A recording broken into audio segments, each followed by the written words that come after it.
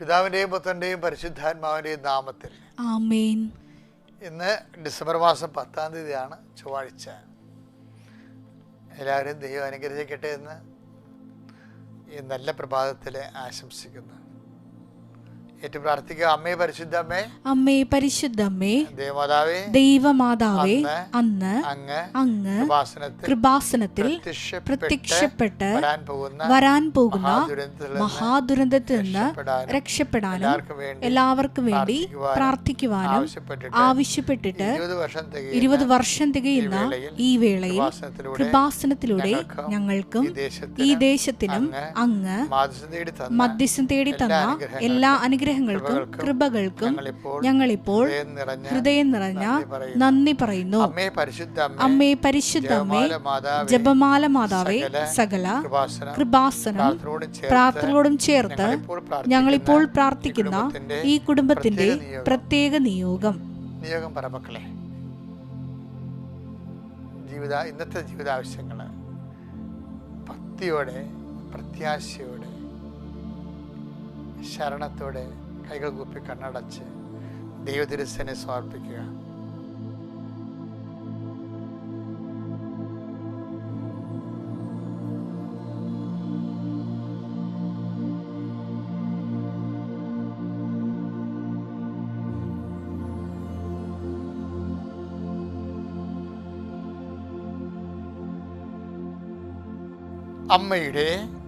അമ്മയുടെ പ്രത്യക്ഷീകരണത്തിന്റെ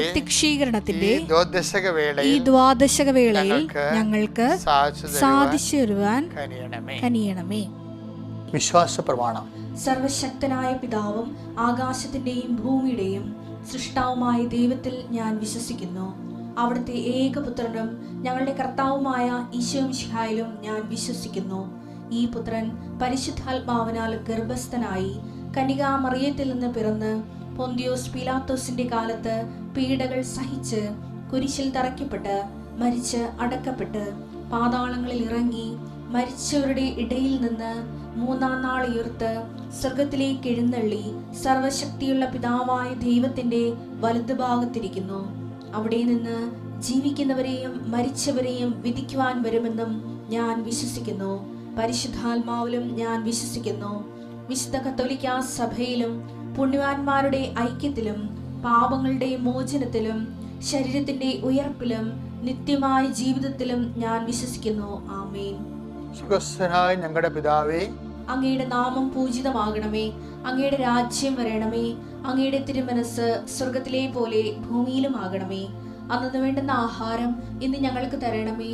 ഞങ്ങളോട് തെറ്റ് ചെയ്യുന്നവരോട് ഞങ്ങൾ ക്ഷമിക്കുന്നത് പോലെ ഞങ്ങളുടെ തെറ്റുകൾ ഞങ്ങളോടും ക്ഷമിക്കണമേ.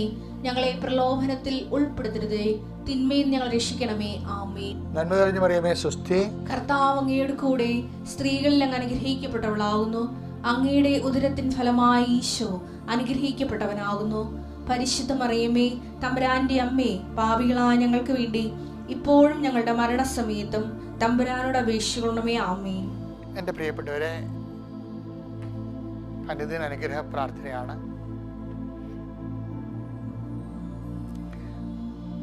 അനുദിന അനുഗ്രഹ പ്രാർത്ഥന നമ്മൾ ഇന്നത്തെ യാത്രയാണ്, പകൽയാത്ര. ജീവിതത്തിൻ്റെ ഇടപാടുകൾ, വിനിമയങ്ങൾ, സംസർഗങ്ങൾ, സംഭാഷണങ്ങൾ, സന്ദർശനങ്ങൾ, അതെല്ലാം കൂടിയതാണ്. ഇതിനെല്ലാം നമുക്ക് ദൈവാനുഗ്രഹം ആവശ്യമാണ്. ഈശോ ഒരു രാത്രി മുഴുവനും ഒക്കെ പ്രാർത്ഥിക്കുമായിരുന്നു. പ്രധാനപ്പെട്ട വിഷയങ്ങൾ വരുമ്പോൾ നമ്മളതെല്ലാം സമ്മറി ചെയ്തിട്ട് പ്രഭാതത്തിലെ ഒറ്റ സമർപ്പണ പ്രാർത്ഥനയായിട്ട് പ്രാർത്ഥിക്കാം. കോടതി പോകാനുള്ളവർ ഉണ്ടാകും, സ്ഥലമുള്ളവർ പോകേണ്ടവരുണ്ടാകും, സ്ഥലത്തിൻ്റെ കാര്യം സംസാരിക്കാനോ, ഇനി വിവാഹം സെറ്റ് ചെയ്യാൻ വേണ്ടി ജീവിത പങ്കാളികളെ കാണാൻ പോകുന്നവർ ഉണ്ടാവും. അതുപോലെ തന്നെ വിവാഹത്തിൻ്റെ പുതുക്കല്യാണത്തിന് പോണവരുണ്ടാവും, പുതുക്കം പോണവരുണ്ടാവും. അങ്ങനെ ഓരോരോ കാര്യത്തിൽ നമ്മൾ യാത്ര ചെയ്യത്തില്ലേ. ചിലപ്പോൾ അപകട വഴികളിലൂടെ പോകേണ്ടവരുണ്ടാവും. ചിലപ്പോൾ കടലിൽ പോകുന്ന മത്സ്യത്തൊഴിലാളി സഹോദരങ്ങളുണ്ടാവും, റബ്ബർ വെട്ടാൻ പോകുന്ന തൊഴിലാളികളുണ്ടാവും, ചിലപ്പോൾ റബ്ബർ പാല് ശേഖരിക്കാൻ പോകുന്നവരുണ്ടാവും, ചിലപ്പോൾ റബ്ബർ മാർക്കറ്റിൽ ഷീറ്റ് ഉണക്കി വിൽക്കാൻ പോണവരുണ്ടാവും, ചിലപ്പോൾ ഇങ്ങനെ ഏലത്തോട്ടത്തിൽ പോണവരുണ്ടാവും. അപ്പോൾ ഇങ്ങനെ എന്തെല്ലാം നീ പോകുന്നു ആ മേഖലയിലെല്ലാം. ചിലപ്പോൾ നീ ഒരു ലോറി ഡ്രൈവർ ആണെങ്കിൽ ലോറിയും കൊണ്ട് അന്യ സംസ്ഥാനങ്ങളിലേക്ക് ചരക്ക് കൊണ്ടുപോകുന്ന വ്യക്തിയാകാം. ഇങ്ങനെ എല്ലാ മേഖലകളിലും കണ്ടുമുട്ടാൻ സാധ്യതയുള്ള. ഇപ്പോൾ ചെക്ക് പോസ്റ്റ് ഉണ്ട്, അവിടെ പോലീസുണ്ട്, അവരുടെ മൂഡ് വരെ നമുക്ക് പ്രാർത്ഥിക്കേണ്ട വിഷയമാണ്. ചിലരൊക്കെ വിറഞ്ഞു നിൽക്കുകയാണെങ്കിൽ അവർ ആവശ്യമുള്ളത് ഇല്ലാത്തതൊക്കെ ചോദിച്ച് കൺഫ്യൂഷനാക്കി നമ്മുടെ സമയം അവിടെ പിടിച്ചിടും. അപ്പോൾ നിസ്സാരകാര്യമല്ല യാത്ര. ഇപ്പം കഴിഞ്ഞ ദിവസം ഉണ്ടായിരുന്ന അപകടം എന്ന് പറഞ്ഞാൽ എന്താണ്? ഒരു മരക്കൊമ്പ് മുകളിൽ നിന്ന് ഒടിഞ്ഞ് വീണപ്പോൾ അവർക്ക് തോന്നിയപ്പോഴാണ് കുഞ്ഞ് വെട്ടിച്ചതെന്നാണ് ചിലരൊക്കെ പറയണത്. സത്യാവസ്ഥ ഇപ്പോഴും കൃത്യമായിട്ട് അറിയത്തില്ല, ഒത്തിരി വേർഷൻസ് ഉണ്ട്. ഒരു യാത്ര എപ്പോഴും നമുക്ക് പ്രാർത്ഥനയുടെ വിഷയമാണ്. ഞാൻ എൻ്റെ ക്രൂസൊക്കെ എൻ്റെ സഹപ്രവർത്തകർ പോകുമ്പോൾ അവർ പ്രാർത്ഥിക്കുമ്പോൾ ഞാൻ അവരുടെ തലയ്ക്ക് വെക്കണത് സുരക്ഷിതത്വം എന്ന് പറഞ്ഞാൽ കൈ വെക്കണത് അല്ല. അവർ പോണതിനേക്കാളും പ്രധാനപ്പെട്ടതിന് ഒന്ന് സേഫ്റ്റിക്കാണ് പ്രാധാന്യം കൊടുക്കുന്നത്. കർത്താവിൻ്റെ ദൂതൻ അവരുടെ കൂടെ പോകണം. അപ്പം ഞാൻ നിങ്ങൾക്ക് വേണ്ടി പ്രാർത്ഥിക്കുകയാണ്, കർത്താവിൻ്റെ ദൂതൻ ഇന്നത്തെ യാത്രയിൽ നിങ്ങളുടെ കൂടെ വരും. അങ്ങനെ വരുമെന്ന് പറഞ്ഞൊരു ഭംഗി വാക്ക് പറയുകയല്ല, കാര്യം അത് ദൈവത്തിൻ്റെ വാഗ്ദാനമാണ്. എന്താ വാഗ്ദാനം? I will come with you wherever you go. ഞാൻ നീ എവിടെ പോയാലും നിൻ്റെ കൂടെ ഞാൻ വരുമെന്ന്. ഞാൻ നിനക്ക് മുമ്പേ എൻ്റെ ദൂതനെ അയക്കും. കർത്താവ് നമുക്ക് മുമ്പേ ദൂതനെ അയക്കും. അപ്പം ദൈവം തന്നെ വിചാരിച്ചിരിക്കണത് നമുക്ക് പ്രൊട്ടക്ഷൻ ആവശ്യമാണെന്ന്. നമ്മളുടെ ദൗത്യം നിറവേറ്റാൻ നമുക്ക് സഹായം ആവശ്യമാണ്, ദൈവസഹായം ആവശ്യമാണ്. അതുകൊണ്ട് തന്നെ ആ ദൈവത്തെ ആശ്രയിച്ചുകൊണ്ട് പ്രാർത്ഥിക്കണേ. കർത്താവേ, നീ എന്തുമാത്രം കരുതുന്നു ഞങ്ങളെ. നിന്റെ ഏകജാതി നൽകാൻ തക്ക വിധം അത്രമാത്രം ലോകത്തെ സ്നേഹിച്ചു എന്ന് വെച്ചാൽ എന്നെ സ്നേഹിച്ചു എന്നാണ് ഞാനത് വായിക്കുന്നത്. അങ്ങനെ ഞങ്ങളെ ഓരോരുത്തരെയും നിന്റെ സ്നേഹമാണ് ഞങ്ങളുടെ സംരക്ഷണം, നിന്റെ സ്നേഹമാണ് ഞങ്ങൾക്ക് ലഭിക്കുന്ന പരിപാലനം. കർത്താവേ, അങ്ങയുടെ മക്കൾ വെറുതെ ഹൃദയം നൊന്ത് പോകുന്നവരുണ്ട്. അങ്ങയുടെ മുമ്പിൽ തിരികെത്തിച്ചുകൊണ്ട് രണ്ടു തുള്ളി കണ്ണീരിട്ട് അറിയാതെ കരഞ്ഞു പോയിട്ട് വീട്ടിൽ നിന്ന് ഇറങ്ങി ജോലിക്ക് പോകുന്നവരുണ്ട്. കർത്താവെ, വിവാഹത്തിന് ജീവിത പങ്കാളിയെ കണ്ടെത്താൻ വേണ്ടി പോണവരുണ്ട്. മക്കളില്ലാത്തവർ ആശുപത്രി പോണവരുണ്ട്. പിന്നെ ഗർഭിണിയാണോ എന്നറിയാൻ വേണ്ടി പോണവരുണ്ട്. അതിന് മെഡിക്കൽ സ്റ്റോറിൽ നിന്ന് പേപ്പർ വാങ്ങിക്കാൻ പോണവരുണ്ട്. അവർക്കെല്ലാം ആശയങ്ങളുണ്ടെന്ന് ഈശോയ്ക്ക് അറിയാമല്ലോ. ഓരോരുത്തരും എന്തെല്ലാം ഈ പ്രാവശ്യമെങ്കിലും ഗർഭിണിയായിരിക്കുമോ, കുഞ്ഞുണ്ടാകുമോ, കർത്താവെ എന്നൊക്കെ വിളിച്ചാൽ റിസൾട്ട് നോക്കാൻ പോണവരില്ലേ. അപ്പം അങ്ങനെ ഓരോരോ സമയത്ത് കർത്താവിനോട് അവർ പറയും, കർത്താവേ, എൻ്റെ ഇന്ന് പഠനകാലത്ത് കുറച്ച് അബദ്ധം സംഭവിച്ചു പോയി, പരീക്ഷ അതുകൊണ്ട് വേണ്ടവർ എഴുതാൻ ഒത്തില്ല, എനിക്ക് അവസരം തന്ന അടുത്ത ടേംസിൽ ഞാൻ നല്ലവണ്ണം പഠിച്ചോളാം എന്നൊക്കെ പറഞ്ഞുകൊണ്ട് ദൈവത്തോട് പട്ടാങ്ങി പറഞ്ഞിട്ട് പോണവരില്ലേ. സ്ഥലം കാണാൻ പോകുന്നവർ, സ്ഥലം വിൽക്കാൻ പോണവർ, രജിസ്റ്റർ ചെയ്യാൻ പോകുന്നവർ, കേസിന് പോണവർ വരെ ഉണ്ട് ഒരു നീതിക്ക് വേണ്ടി. അങ്ങനെ എല്ലാ യാത്രക്കാരെയും കർത്താവെ സമർപ്പിച്ച് പ്രാർത്ഥിക്കുന്നു. കടകമ്പോളങ്ങൾ ചെയ്യാൻ വേണ്ടി പോകുന്നവർ, കടയിൽ സാധനങ്ങൾ ഹോൾസെയിലായിട്ട് വാങ്ങി വെച്ച് വിൽക്കാൻ പോകുന്നവർ, അങ്ങനെ ഓരോരോ കടകൾ. ഇപ്പോൾ ജീവിതമാർഗം തുടങ്ങാൻ പോകുന്നവരുണ്ട്. ബ്യൂട്ടി പാർലർ വരെ തുടങ്ങാൻ പോകുന്ന മനുഷ്യരുണ്ട്. ബ്യൂട്ടി പാർലറിൽ കച്ചവടമില്ല, ബിസിനസ് ഇല്ലാത്തതിൻ്റെ പേര് വേദനിക്കുന്നവരുണ്ട്. അങ്ങനെ എന്തെല്ലാം തരം മനുഷ്യരാണ് കർത്താവ്. കുഞ്ഞുങ്ങളെ പോറ്റാൻ വേണ്ടി ഓരോരോ മാർഗം. കുഞ്ഞുങ്ങളെ പോറ്റാൻ മുലയിൽ പാലില്ലാത്ത മാതാപിതാക്കൾ അമ്മമാരുണ്ട് വേദനിച്ചിട്ട്. അവർക്ക് അവരെന്തെല്ലാം ഭക്ഷണം കഴിച്ചിട്ട് പറയണ ഭക്ഷണം എല്ലാവരും കഴിക്കുന്നുണ്ട്, പക്ഷെ മുലയിൽ പാലില്ല. അപ്പോൾ അവസാനം വിഷമിച്ച് ചെറുസവരൊക്കെ എൻ്റെ അടുത്ത് വരും, അച്ഛാ ഒന്ന് പ്രാർത്ഥിക്കണേ അച്ഛാ, എന്താണെന്ന് അറിയത്തില്ലെന്ന് പറയും. ഇത്തിരി ഉടമ്പടി തൈലം മേടിച്ചു കൊണ്ടുപോയി പെരട്ടി വെക്കുകയും. കാര്യം എന്താണ്? ലോകത്ത് എത്ര നമ്മൾ ശാസ്ത്രം മാറുന്നാലും നമ്മുടെ അടിസ്ഥാന ആവശ്യങ്ങൾ ദൈവം തന്നെയാണുള്ളത്. അങ്ങനെ അത് വിചാരിക്കുന്നവരാണ് ദൈവവിശ്വാസത്തോട് നിലനിൽക്കുന്നതിൻ്റെ കാരണം അതാണ്. കാര്യം മനുഷ്യൻ്റെ അടിസ്ഥാന ആവശ്യങ്ങളെ, ഭൗതികമായ കുറച്ച് കാര്യങ്ങളെ ഭൗതികമായിട്ട് കൈകാര്യം ചെയ്യാനല്ലാതെ മറ്റു സംവിധാനങ്ങൾക്കൊന്നും പറ്റണില്ല. ദൈവത്തിൻ്റെ സ്പേസ് എപ്പോഴും വേക്കൻ്റാണ്.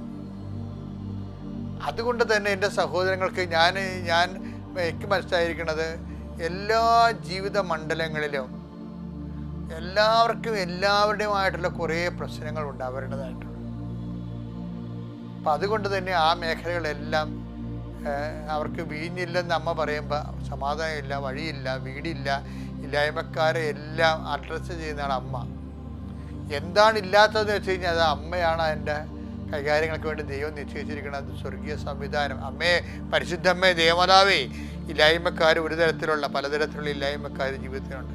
സമാധാനം, സന്തോഷമില്ലാത്ത, ഒറ്റപ്പെട്ടു പോയവർ, അങ്ങനെ പല വിഷയങ്ങളിൽ വീടില്ലാത്ത, വഴിയില്ലാത്തവർ, എല്ലാവരെയും നീ ശ്രദ്ധിച്ച് പ്രാർത്ഥിക്കുന്നു. സുഖമില്ലാത്തവരുണ്ട് ഈശോയെ, മനസ്സിന് ശരീരത്തിന്. ഡിപ്രഷൻ അടിച്ചിരിക്കുന്ന മക്കളുണ്ട് ഈശോയെ, അവരുടെ എണ്ണം കൂടുതലാണ് ഇപ്പോഴും. അവരുടെ മാതാപിതാക്കന്മാർക്ക് സമാധാനമില്ല കർത്താവേ. അങ്ങനെ എല്ലാവരും നീ സ്പർശിക്കണം. എപ്പിലെപ്സികൾ, അതുപോലെ ഓട്ടിസംസ്, ഹൈപ്പർ ആക്ടിവിറ്റി, അവരുടെ മാതാപിതാക്കന്മാർ കർത്താവേ, അവരാ കുഞ്ഞുങ്ങളെയും കൊണ്ട് അനുഭവിക്കുന്ന സങ്കടങ്ങൾ, കെട്ടിപ്പോയത് കൊണ്ട് അനുഭവിച്ച ഈ വലിയ ഭാരങ്ങളെ ആസ്വദിക്കാൻ ആരുമില്ലാതെ കുറച്ച് കഴിയുമ്പോൾ എല്ലാവരും പിരിഞ്ഞു പോയിട്ട് ഇവരും ഈ കുരിശു കഴിക്കുന്ന മക്കളും മാത്രം ഉണ്ടാകുന്ന സമയത്ത് ദൈവമേ എന്ന് വിളിച്ചു പോകുന്ന ഒരവസ്ഥ ഉണ്ട് കർത്താവെ. എല്ലാവരും നീ സ്പർശിക്കണം. മൂത്രം പോകാത്തവരുണ്ട് ഈശോയെ, അതിൽ ബ്ലാഡർ തിങ്ങിപ്പോണവരുണ്ട് ഈശോയെ, എങ്ങനെ പോകുമെന്ന് അറിയത്തില്ല, വയർ കീറിക്കളയാൻ തോന്നുന്ന ഒരാൾക്കാരുണ്ട് ഈശോയെ. അങ്ങനെ പല വൈറസിൻ്റെ, ബാക്ടീരിയയുടെ അറ്റാക്കുകൾ, ഒരിക്കലും ബാക്ടീരിയ ഒരു ആൻറ്റിബയോട്ടിക്സിനോട് റെസ്പോണ്ട് ചെയ്യാത്ത അവസ്ഥകൾ, ആൻറ്റിബയോട്ടിക്സുകളോട് നമ്മുടെ ശരീരം റെസ്പോണ്ട് ചെയ്യാത്ത അവസ്ഥകൾ, അങ്ങനെ ഓരോ വിഷയങ്ങൾ, എങ്ങനെ എന്തെല്ലാം കർത്താവേ, ഇതെല്ലാം ഓർത്ത് അങ്ങയുടെ തിരുസേന ഈ പ്രഭാതത്തിൽ അങ്ങയുടെ തിരുസേന വെക്കും. ഈശോ, നിന്റെ വിശുദ്ധമായ വലതുകരം, മരണത്തെ ജയിച്ച കുരിശിൻ്റെ ഉയർപ്പിൻ്റെ ശക്തി, സ്വർഗത്തിൻ്റെ സൗഖ്യദായകമായ ശക്തി, വിടുതൽ ശക്തി നിങ്ങളിലേക്ക് വസിക്കട്ടെ. ഈ പ്രഭാതത്തിൽ നിന്റെ ദൈവം നിന്നെ ഏറ്റെടുക്കുകയും സുഖപ്പെടുത്തുകയും ചെയ്യട്ടെ. Lord, infuse your spirit of power and grace.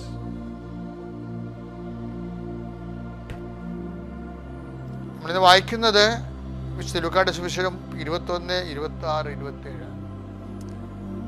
സംഭവിക്കാൻ പോകുന്നവയെ ഓർത്തുള്ള ഭയവും ആകുലതയും കൊണ്ട് ഭൂവാസികൾ അസ്തപ്രജ്ഞരാകും, ആകാശശക്തികൾ ഇളകും. അപ്പോൾ മനുഷ്യപുത്രൻ ശക്തിയോടും വലിയ മഹത്വത്തോടും കൂടെ മേഘങ്ങളിൽ വരുന്നത് അവർ കാണും. എൻ്റെ മക്കൾ, എൻ്റെ ചിത്രമുള്ള ലൂക്കായുടെ സുവിശേഷം 21, 26, 27. മനുഷ്യർ അസ്തപ്രജ്ഞരാകും. അപ്പോൾ എന്ത് പറ്റും? അപ്പോൾ മനുഷ്യപുത്രൻ സർവശക്തിയോടെ വരും. അതാണ് കണക്ഷൻ. ക്ലിയർ അല്ലേ? എന്ന് വെച്ചാൽ ബൈബിളിൻ്റെ ആ ഘടന കണ്ടില്ലേ?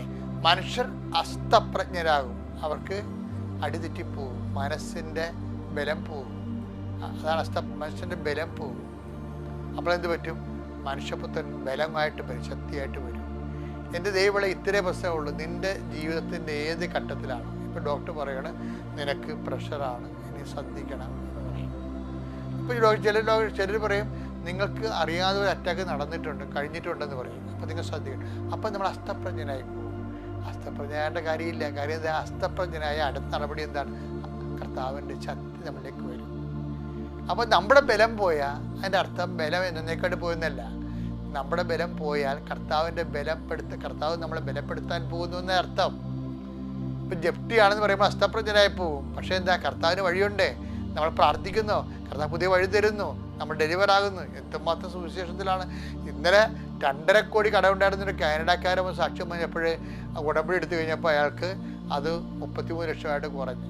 അപ്പോൾ എനിക്ക് ആദ്യം അസ്തപ്രജ്ഞനായി, പിന്നെ എന്ത് പറ്റി? അനന്തരം മനുഷ്യപുത്രൻ സർവശക്തിയോടെ വരുന്നു. അപ്പോൾ ഓരോ അസ്തപ്രജ്ഞരും ദൈവത്തിൻ്റെ ശക്തി നമുക്ക് ലഭിക്കാൻ